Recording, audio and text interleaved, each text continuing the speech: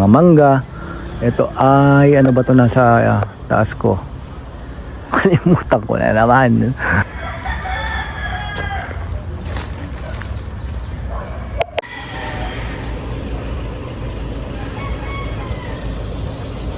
Yan ang frontage niya nung sinukat ko po ay nasa 37 meters, and bahagi pa rin po itong akasya na to. Part pa rin po siya ng property.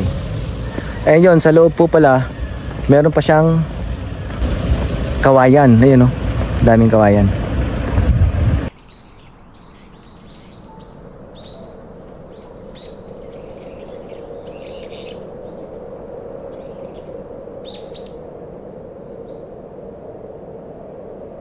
Yan, good day po sa inyo lahat. Magandang araw po sa inyo. And ito pong mapapanood nyo, panoorin nyo po ito ha. This time po sa Lipa City naman po tayo. This is a 1,440 square meter. So pinapakilala ko po sa inyo si 1,440 square meter. Located po ito dito sa Santo Niño, Lipa City. And clean title po ito. Masisigurado ko po sa inyo clean title kasi mula po nung sinukatan hanggang sa in-acquire, hanggang sa maayos yung papel, matransfer, ako po yung nagbantay nito. And kagandahan po nito, ito po ay malapit sa lahat, tabing-tabing kalsada. Kung makikita nyo po, tabing-tabing kalsada, farm side siya, pero may residential or community rin.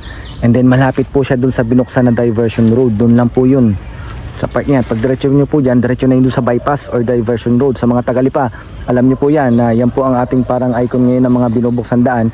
Dyan po nagkakaroon ng lalong value ang mga lupa pag malapit dun.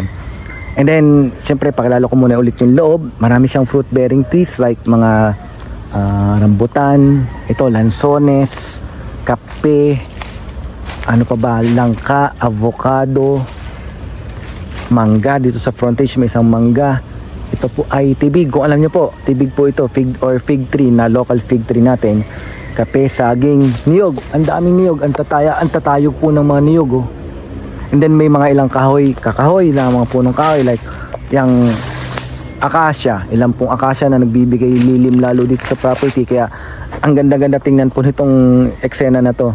Hindi siya yung tutok na tutok o sikal na sikal yung araw. Kaya yung mga damo nabubuhayin pa rin po sa paligid ng puno. Kasi kung puro yabong po yan, malililimliman, bihira po magkakadamo. And then yung shape na po is square talaga.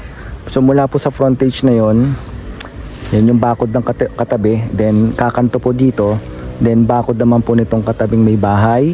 So para may square po siya. Tapos sa gilid po, sa gilid dito tayo sa gilid. Iikutin ko rin po yung kabilang mga kanto-kanto.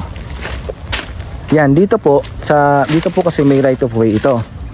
And part of na right of way nito, tanda ko nung napasukatan to, parang nandito part. So parang part nito at part nito para mabuksan tong right of way. So hinayaan na lang din po nung may-ari para naman po, siyempre nakagisnang daan na rin po ito. Ilan po ba yung nakatira dyan? 3 or 4 na pamilya din naman po. Hindi naman po talaga siya typical na public road. So private right of way lang naman po yan. So ilang bahagi lang naman po dito ang nakuha or part ng property dito sa right of way na to. And then yung bakod ay yung tricycle po yan, nakipark lang po yan dito. Ayan. Dito po maintindihan na natin kung anong boundary talaga. And nasukatan naman po ito. Well, kung gusto nyo pong malinawan ulit, pwede mo pong pasukatan ulit. So yan, ito na yung bakod, babaybay na po doon. Then mamaya ikutin ko naman po yung side na yon sa frontage. Yun nga po yung tatama para makita po natin yung pinaka boundary niya.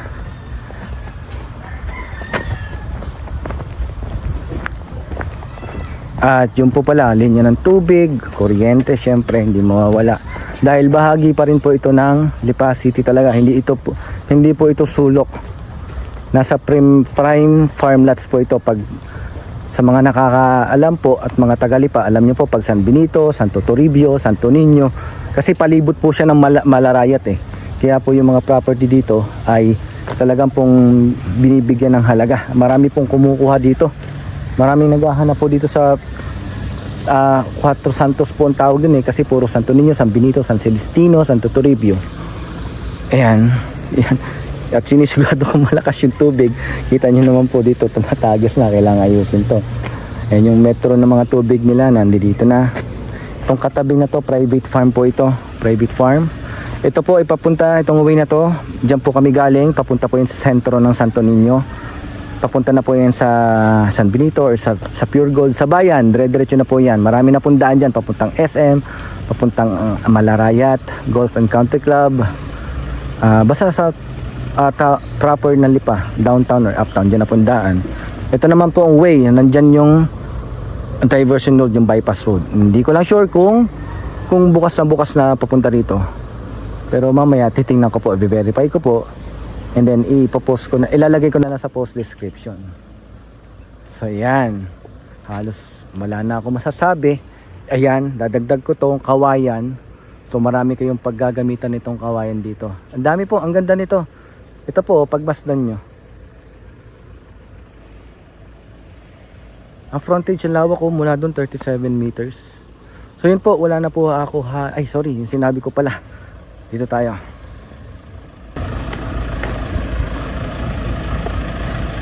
At dagdag ko rin po pala, dito po ay may nag-aalaga ng dito sa may gilid na to, part ito, may nag-aalaga ng backyard piggery.